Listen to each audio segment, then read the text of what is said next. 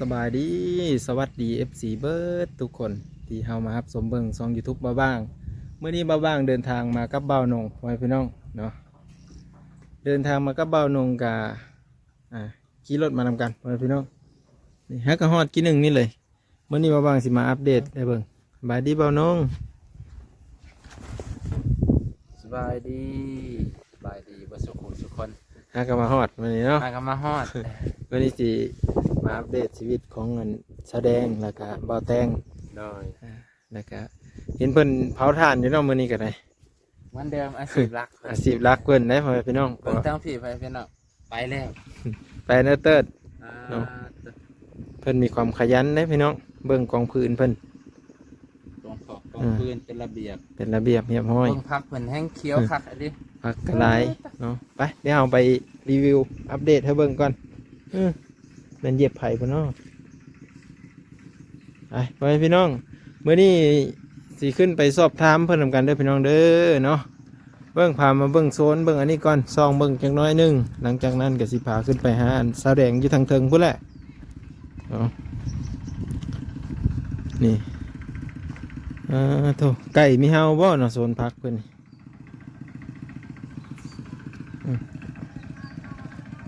พักเพิ่นกำลังงามเว้ยพี่น้องเนาะเครื่องปลูกของฝังกำลังขึ้นสวยงามเลยนี่บอนทีมขี้เหงื่อเพิ่นกกไม้กกตอกเพิ่นปลูกโอ้เป็นระเบียบเรียบร้อยดีจบงามหลายทุกคนเลยเฮินเพิ่นนี่กะถือว่าสมบูรณ์แบบจะได้ทุกคนนี่ที่โทสวยงามแล้วสวยงามเพิ่นจัดสรรบ้านเป็นระเบียบปลูกต้นไม้เนาะถือว่าจบงามหลายไปเดี๋ยวเราขึ้นไปหาเพิ่นอยู่ทางเทิงก่อนเพิ่นกะเฮ็ดเทินครัวเพิ่นนี่กะถือว่าสมบูรณ์ได้พี่น้องว่าจะเป็นประตูห้องเนาะห้องน้ำเพิ่นเลยแล้วหมดเลยเพิ่นกำลังทำความสะอาดอยู่เพิ่นว่าปัดเถิน บนอยู่บนเสาได้พี่น้องลูกเพิ่นกำลังนอนอยู่ตอนนี้ฮันนี่ดิเพิ่นเม่นเครื่องเม่นของสบายดีสาวแดงสบายดีเลยเอ้าคิดว่าร้านน้อยนอน เนาะร้านน้อยเพิ่นนั้นตื่นแล้วเพิ่นกินข้าวแล้วบ่นี่เอ๊ะได้กินข้าวไหมจักเนาะจุ๊บนี่เป็นกะเอาลูกอยู่เหินบ้าวแตงไปเสื้อสะ พูนไปตัดไม้ให้ลูก โอ้เพิ่นไปตัดไม้อันนี้บ่เสียงจักบ่ แม่นเลยอ่ะ โอ้เพิ่นตัดไม้โอ้เพิ่นขยันเลยพี่น้องเมย์อยู่เหินกับเพิ่นไม่ได้อยู่ซื่อๆเด้นี่ ให้เช้า เสาเหิน เช้า โอ้เพิ่นจ้างบ่ ไปตัดซอย โอ้ตัดซอยกัน ดู อืมเพิ่นไปเฮ็ดซอยชาวบ้านเพิ่นพี่น้องเอ้าเดี๋ยวมานั่งเว้านั่งโอ้นั่งลมน้ำเพิ่นก่อนอยู่ดีมีแหงคือเก่าเนาะ โด เพิ่งแล้วพ่อพี่น้องมาบังไม่ได้เข้ามาวันนี้ก็เลยเข้ามาทางพี่เป็นกาวลูกอยู่เฮินนะกะบ่าวแต่งกันไปซอยเว่พ่อพี่น้องเลย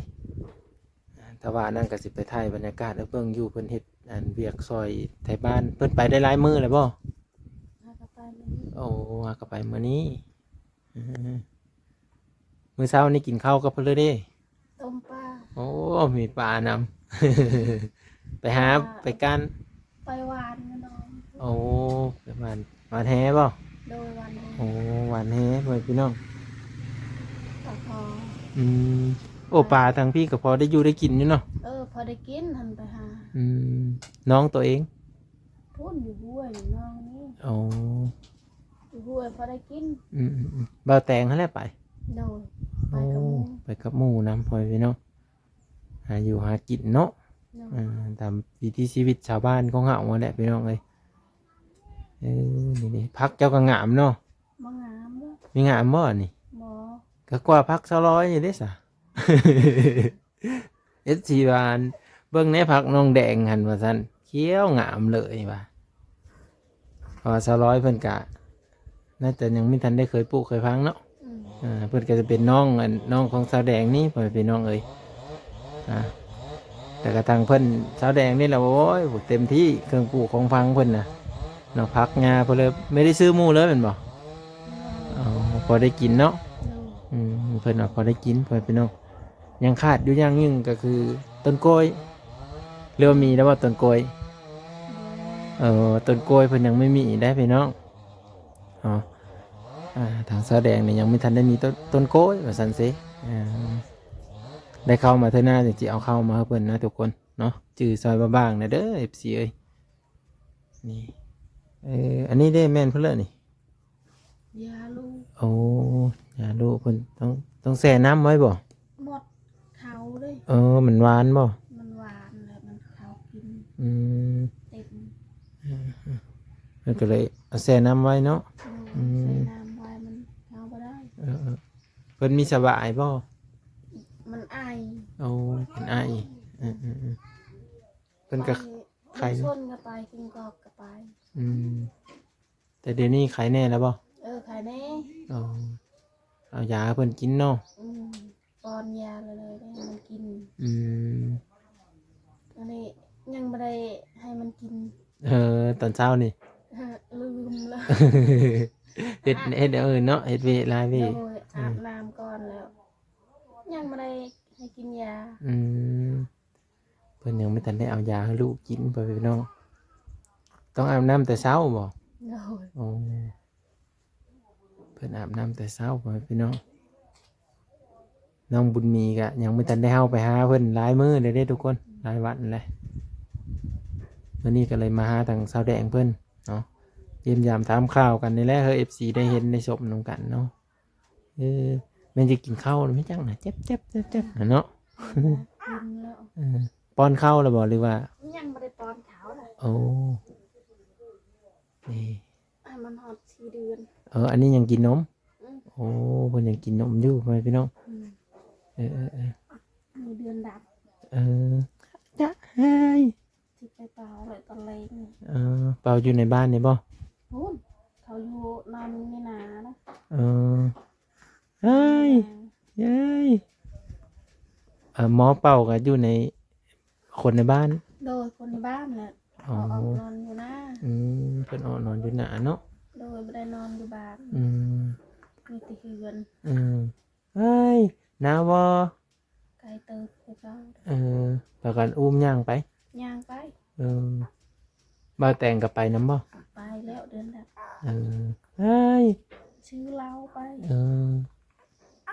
เฮ้ยดีใจจะกินข้าวแล้วเนาะพี่เนาะอยากกินนมแล้วหลานน้อยซื้อนั่นเลยก่อนนางเพื่อนเลยก่อน นั่งคำตาน างคำตาพี่น้องเฮ้ยเห็นแล้วบ่นี่เห็นแล้วบ่นี่เฮ้ย บุญเพ่งกับบุญมีนี่จะกินแต่ขนม บุญเพ่งกันจะกินแต่น้ำมะพร้าวคนนั้นน่ะ เห็นเลยกินน้ำมะพร้าวนี่นี่มื้อนี้เพิ่นกับปัดกวาดทางเสาแดงเพิ่นก็ทำความสะอาดพ่อแม่พี่น้องทาโพเนาะอันนี้จะเป็นห้องนอนเพิ่นนี่ข้างเบิ่งนี่เด้อนี่ตัวอันต้นไม้นี่ได้ปลูกได้หลายมื้อแล้วบ่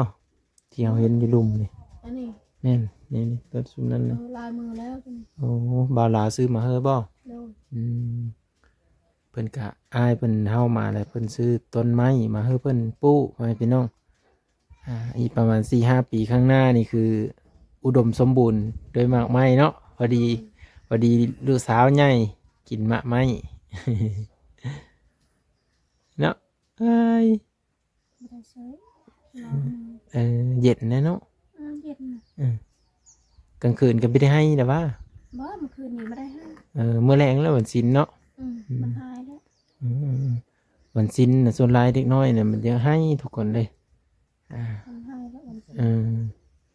ก็ต้องได้ไปเป้าเนาะ เมื่อคืนนี้ก็อุ้มไว้ให้มันนอนก่อน โอ้ จังไรปลุก มันมานอนไม่ได้อันนั้นอีกมันอุ้มมาไว้ ให้อยืเพิ่นมีแอบไม่ให้ดิเห็นป่ะ เฮ้ยมันแอบมันหายนั่นยาวเลยพอดุว้าวค่ะอันจะเป็นคนตายรถเจ้าและให้ดุ เด็กน้อยปกติของเขาก็ให้แน่เลยเนาะ อันยังไม่ฮู้ซะว่าอันสมมุติว่าเจ็บไข้ได้พยาธิก็บ่รู้จักเลยเนาะยังเว้าไม่ได้ทุกคนเอ้ยได้ นี่ ลูกแต่สาวโอ้ย แต่นั่นนี่ก็จะนอนได้นี่กินนมได้นี่กะ บ่ได้ มีนอนบ่ มันนอนหน่อยเดียวนั้นมันตื่นอีก เอออย่าว่าอันกินนมแล้วก็นอนนี่บ่ บ่ฮอด5ชั่วโมงซ้ เออ มีจะนอนบ่แต่เบิ่นเบะบ่ ำมีแต่อยากนั่งแบบนี้ เออ ต้องได้อุ้มนั่งไว้นี่ เออ เออ หานอนอุ้มแบบนี้ก็มันบ่อยู่ เออดีเนาะเออ มันนั่งแบบนี้ใครได้ อืม นี่เพิ่นก็อยู่กับลูกไว้พี่น้องเอาลูกทาโพอยู่เหินเนาะบัดตอนเพลนเด้บ่าวแดงมากินข้าวพี่บ่าวแตง โดย อ๋อเผาถ่านยังไม่ทันได้แกะบ่ถ่านไม่ทันได้จกอ๋อเพราะว่าอันเพิ่นยังจูดขอนตรวจอยู่พี่น้องเอ้ย ยังทาโมงแบบ อ๋อ 15ซอบได้ 15 สอบเพิ่นเฮ็ดผู้เดียววะ เฮ็ดผู้เดียว อ๋อเฮ็ดผู้เดียวอืม ถ้าลูกนอนคอยซอยใส่ข้อสอบ อ๋อ ได้2สอบนั่นยา ยังว่าพี่เนาะเอาลูกอีก ล้างมื เออเดี๋ยวๆเพิ่นอ่ะอีกพ่อแม่พี่น้องเออ เงียบอีกอันนั้นอันนั้นยาเลย เด็กน้อยบอกก็แอบแน่เลยเนาะ อืมโอ้แสดงว่าเพิ่นไม่ได้พากันอยู่ซื่อๆเด้นี่พี่น้องเผาถ่านแล้วก็จกถ่านแล้วก็พากันนั้นเสื้อกระสอบพร้อมกันสร้างพร้อมกันซาเพิ่นพี่น้องเอ้ยดีใจนำสาวแดงเนาะอันตูบเฮินเก้านะเพิ่นมั่งแต่เฮิงแล้ว มาแต่ห้องแรก โอ้ เอาไว้ที่ต้นคู โอ้เพิ่นเอาไว้อยู่พุ่นเพิ่นพี่น้องมั่งแต่โดนแล้ววันนี้ก็สะอาดงามตาเนาะแปลนเลยเพิ่นพี่น้องเอ้ย สิปลูกพริกนี่ บ้านเก่านี่บ่ บันเก่ายามันงามเลย เออ คุดเลย มันดินมันฟุ้งเนาะ อืม พุ่นกันร้ายได้อพี่น้องเอ้ย สิปลูกเบิ่ง ต้องได้ไปตัดลักโหอีบ่นี่ เอาละครัวเฮือนเก่าหั่นแล้ว ฟังเสือแล้วเนาะ เออก็ได้งามมันใส่ อืม ก็ได้มันงามมันเป็นใส่ เออ ปะ โซนเพิ่นน่ะก็ใหญ่อยู่ได้พุ่นตัวพุ่นน่ะก็2 อันน่ะเนาะขยายเอาเลยแม่นบ่ โดย ขยายเอาเลยไปพี่น้องเอาเบิ่งโซนเพิ่นนั่งเบิ่งบอนนี่นี่เห็นเมดเครื่องปลูกของพังเพิ่นน่ะ สวยงามหลายพวกไก่ที่ก็เฮาอยู่บ่ ข้าว เอา ตัวน้อยนะหาปากเอาไว้มันได้อัดมันจะโต อืมแต่ว่าก็สิไม่ได้เฮาหลายไปเลยเนาะเนาะ บ่ มีพากันแซงอัดไว้หมดเลยได้พี่น้องเอ้ยนี่มาบังก็มาอัปเดตให้เบิ่งเด้อมื้อนี้เพิ่นอันลูกเพิ่นเป็นไอลูกสาวแดงเป็นไอแล้วเพิ่นก็ซื้อยามาพากันไปอันเอาบัดไปเมืองได้เพิ่นเลือกพาไป พัว เอายืมรถจักรเขาบ่ โดย เอายืมรถจักรเพิ่นเลยน่ะ จักง่ายบ้าน เอารถจักรย่าอันย่านี่คือเป็นแม่ของโพ โดย โอ้ย่านี่คือแม่ของผัวเด้อพี่น้องเพิ่นก็ยืมรถจักรย่าพาลูกไปหาหมอไปคลินิกพุ่นแหล้วเนาะ โดย อืมน้อย พูดเบิ่ง อืม เขาว่ามาให้ทึกลมทึกน้ อืมอาบน้ำเมื่อแต่เช้าได้แต่สิมีพิษบ่ ำหากะยาอาบนี่ อ๋อแต่เก่าก็อาบบ่เพิ่น โด อื ย มว่าแล้วก็เด็กน้อยมันยังภูมิต้านทานมันยังไม่ทันสูงเนาะ โดย พอบวกกับอากาศเย็นแน่พี่น้องเอ้ย เขามาให้ทึก เออ นอนในห้อง ว่าแล้วก็อยู่บอนอบอุ่นเนาะ อืม อืมพี่น้องเอ้ยนี่เอ้าเพิ่นกินนมซิแต่ เอ้าพี่น้องเดี๋ยวเราอัปเดตให้เบิ่งอีกเนาะ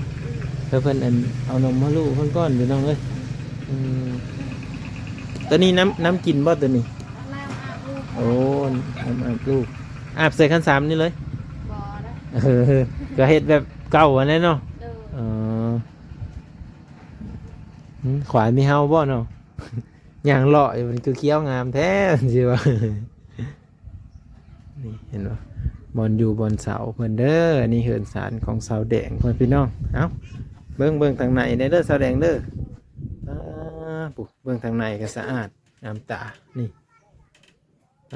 ติโทเอามีได้นอนบ่อันชนะใหญ่ๆนี่เออ เอาไว้บังลม